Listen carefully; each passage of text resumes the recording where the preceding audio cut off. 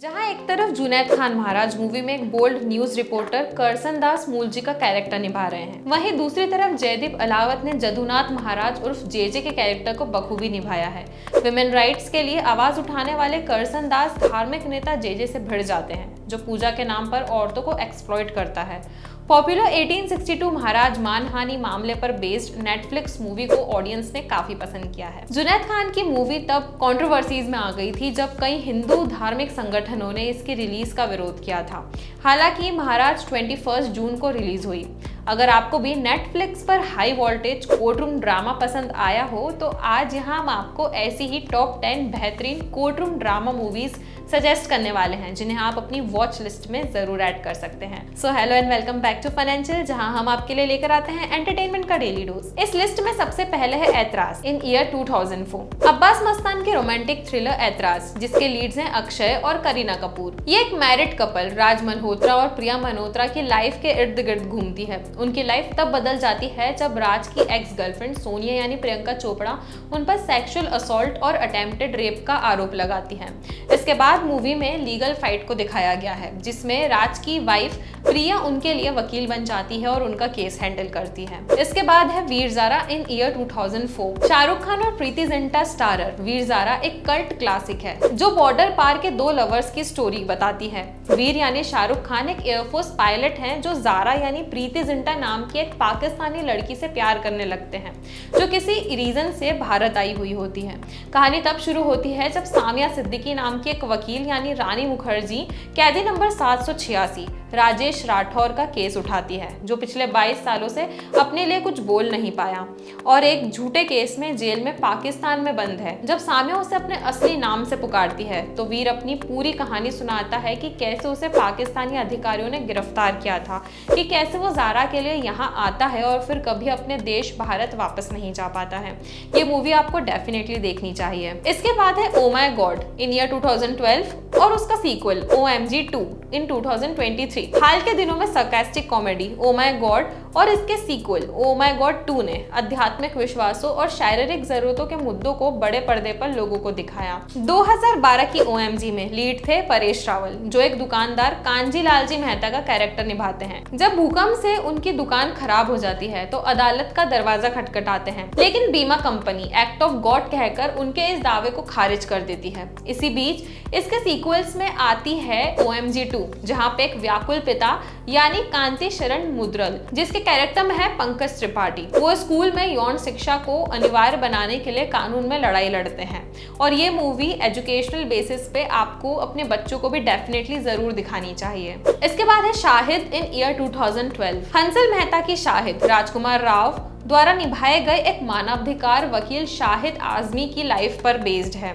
Movie में आजमी की कहानी बताई गई है, जब बॉम्बे दंगों के बाद उनकी फैमिली आतंकित हो गई थी, जिसके कारण वो एक आतंकवादी संगठन में शामिल हो गए। डिसअपॉइंटेड शाहिद मुंबई लौटता है, लेकिन पुलिस द्वारा उसे गिरफ्तार कर लिया जाता है और जेल से बाहर आने के बाद उसने कानून की पढ़ाई की और वकील बन गया, जो आतंकवाद निरोधक अधिनियम यानी पोटा के तहत आरोपी मुसलमानों का बचाव करता था।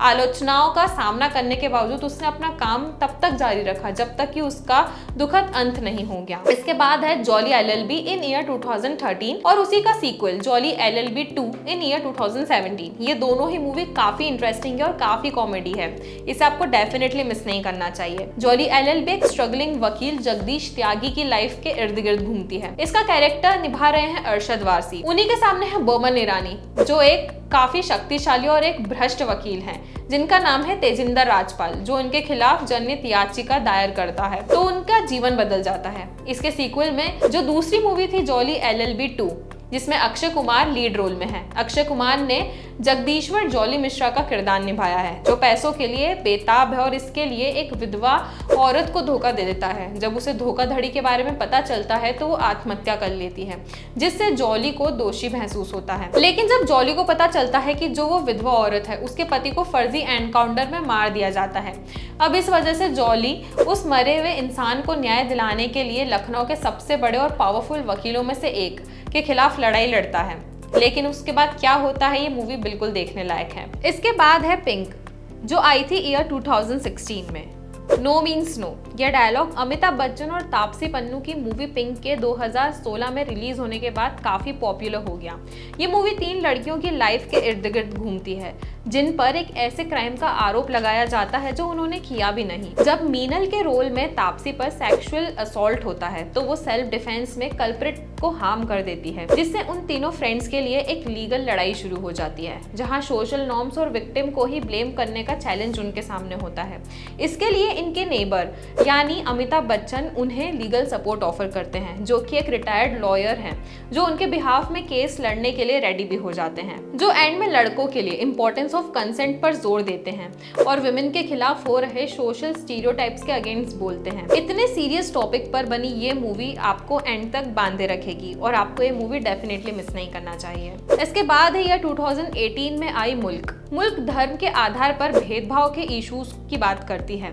इसके लीड्स हैं तापसी पन्नू और ऋषि कपूर। यह मूवी मुराद अली मोहम्मद के रोल में ऋषि कपूर की फैमिली की स्टोरी है, जिनका बेटा शाहिद एक आतंकवादी हमले में शामिल हो जाता है। इसके कारण परिवार को भी सोशल बॉयकॉट का सामना करना पड़ता है और सभी को टेररिस्ट करार कर दिया जाता है। मुराद की बहू आरती यानी तापसी पन्नू उनका केस अपने हाथों में लेती है, जो कि प्रोफेशन से एक लॉयर होती हैं और उनके ससुराल वालों की बेगुनाही साबित करने के लिए सरकारी लॉयर संतोष आनंद के रोल में आशुतोष राणा के खिलाफ लड़ती हैं।